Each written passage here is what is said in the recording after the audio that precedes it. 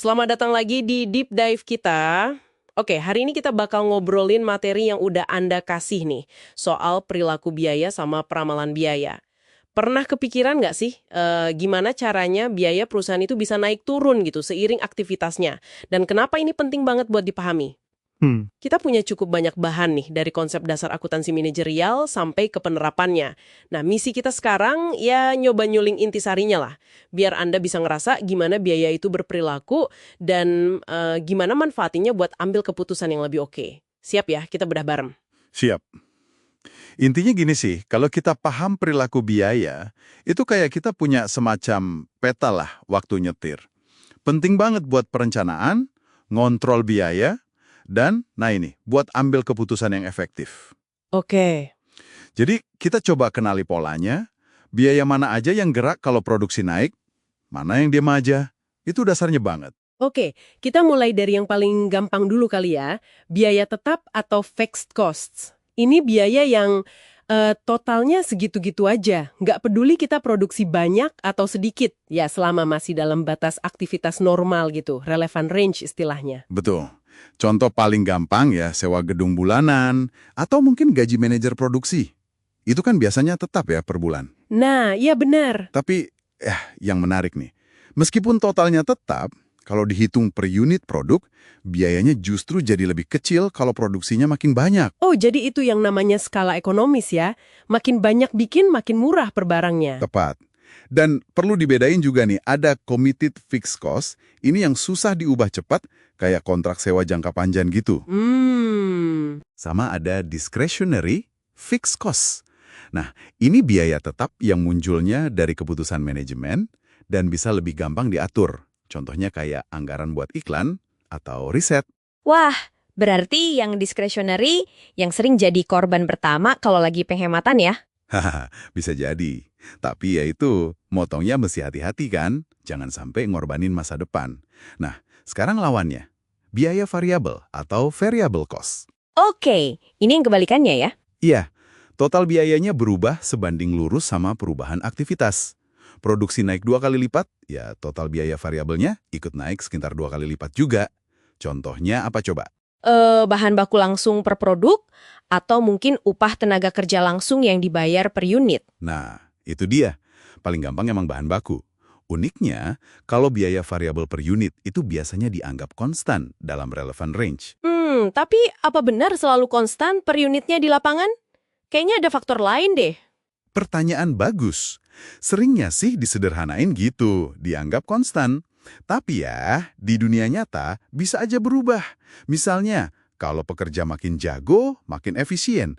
Kan ada learning curve tuh.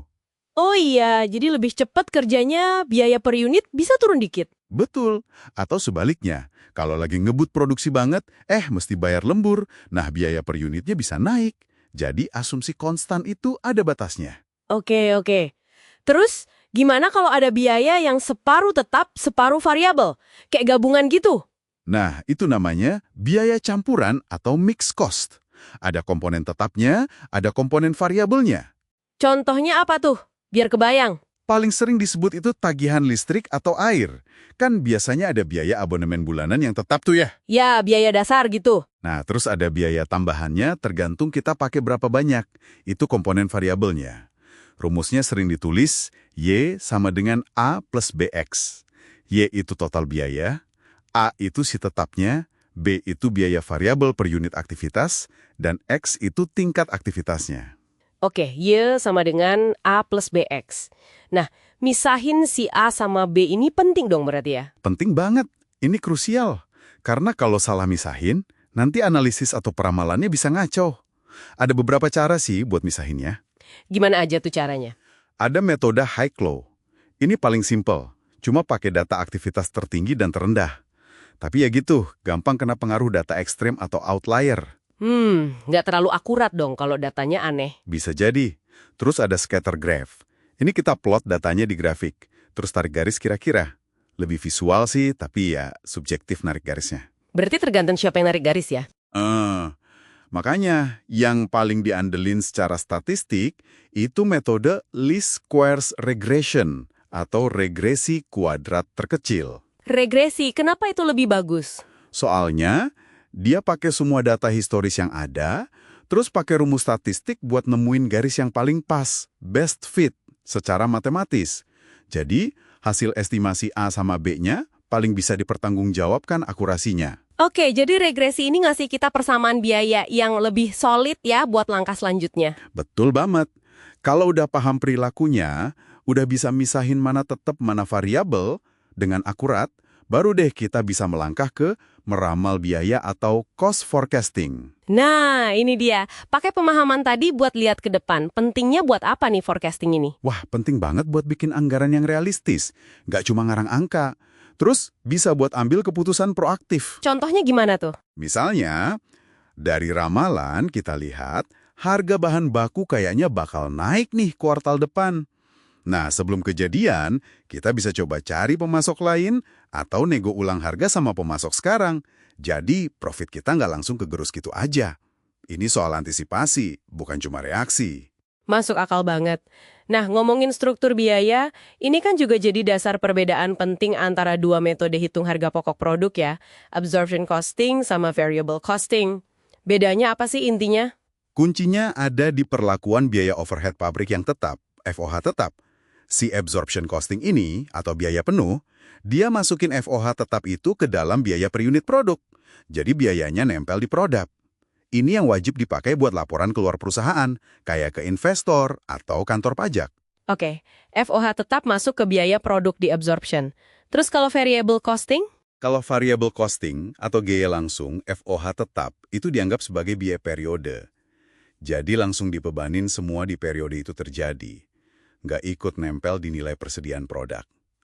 Yang masuk biaya produk cuma biaya variabel aja. Bahan baku langsung, tenaga kerja langsung, sama FOH variabel. Kedengarannya teknis banget nih. Tapi kenapa bedanya ini penting buat kita tahu? Buat pengambil keputusan gitu? Karena ini ngaruh langsung ke angka laba yang muncul di laporan. Dan yang lebih krusial lagi, ini bisa ngaruh ke kualitas keputusan jangka pendek. Contohnya? Contoh paling sering dibahas itu keputusan membuat sendiri atau beli dari luar, make or buy. Kalau pakai variable costing, fokus kita jelas ke biaya relevan. Berapa biaya variabel kalau bikin sendiri, plus ada nggak biaya tetap yang bisa kita hindari kalau kita putusin beli dari luar. Jadi lebih fokus ke biaya yang benar-benar berubah karena keputusan itu ya? Persis. Ini bantu kita bandingin apel dengan apel. Kalau pakai absorption costing, kadang biaya tetap per unit itu bisa bikin ilusi. Misalnya, kalau produksi lagi tinggi, tapi jualan nggak sebanyak itu, FOH tetapnya kan banyak nyangkut di persediaan tuh. Jadi, kelihatannya biaya per unit rendah. Padahal belum tentu itu relevan buat keputusan make or buy. Fokus ke biaya relevan pakai variable costing, itu bikin keputusannya lebih tajam. Oke, jadi jelas ya deep dive kita kali ini benar-benar negasin kalau ini tuh bukan cuma soal angka doang. Jauh dari itu. Paham gimana biaya itu bergerak, tetap, variabel, atau campuran? Terus mampu misahinnya dengan benar, itu fondasi. Fondasi buat ngeramal yang lebih akurat, bikin anggaran yang fleksibel, ngontrol biaya lebih efektif, dan ya itu tadi, ambil keputusan manajerial yang lebih cerdas, kayak make or buy. Benar banget. Jadi ini soal ngerti jeroan atau struktur biaya perusahaan Anda sendiri. Kalau udah ngerti, kita jadi lebih berdaya buat milih langkah yang paling pas. Bukan cuma ikut arus. Nah, sebagai penutup nih, coba di Anda renungin sebentar. Gimana ya komposisi biaya di perusahaan Anda sekarang? Perbandingan antara biaya tetap sama biaya variabelnya. Coba pikirin, gimana struktur biaya itu ngaruh bukan cuma ke risiko operasionalnya, tapi juga ke kelincahannya.